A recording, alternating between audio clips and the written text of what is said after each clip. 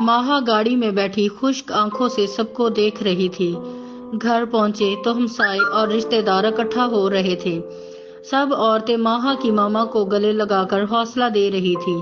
खाला जान सबको तफसील बता रही थी और वो माहा का नाम नहीं लेना चाहती थी, लेकिन माहा के तो होश ही उड़ गए जब उसने एक औरत से सुना जो दूसरी औरत से कह रही थी कि इनकी बहू ने बताया है कि माहा इनकी नाजायज औलाद है। तो माहा को पता चला तो इस वजह से इस्माइल को हार्ट अटैक हुआ है। हाँ, ये तो पता है मुझे भी, बहुत पुरानी बात है। मुसर्रत ने इसी तरह सबके साथ वक्त गुजारा है कि कभी किसी को महसूस ही नहीं होने दिया और ना ही किसी ने ये बात दोहराई।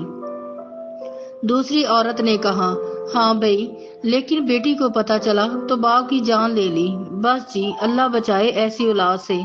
पहली औरत ने तौबा तौबा करते हुए कहा।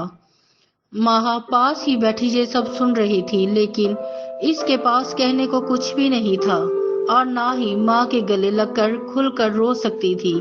जनाजे का टाइम हो चुका तो बाहर से बहुत से लोग आए और कलमा शहादत पढ़ते हुए जनाजा उठाकर चलते बने और बेजान सी माहा खाला के गले लगकर ज़ारों कतार रोने लगी। माहा के दुख भी इसकी तरह अजीब थे। मलीहा, मामा ने खाना खाया? माहा ने दर्द भरी आवाज में पूछा। थोड़ा सा खाया है बस, मलीहा ने जवाब दिया। मलीहा, देखो पापा को फौत हुए आज कितने दिन हो गए हैं, लेकिन मामा अभी भी मुझसे बात नहीं कर रही। माहा ने मलीहा के हाथ अपने हाथों में लेते हुए कहा, देखो मलीहा, मेरा इतना बड़ा गुनाह नहीं है जितनी मुझे सजा दी जा रही है। मेरे साथ भी तो देखो क्या क्या हो रहा है। सबको मेरे बारे में पता चल गया है, सब मुझे अजीब नजरों से देखते हैं। मैं भी तो ये सब कुछ बर्दाश्त कर रही हूँ और इसमें कोई कसूर भी नहीं है। माहा का चेहरा आंसुओं से भर गया।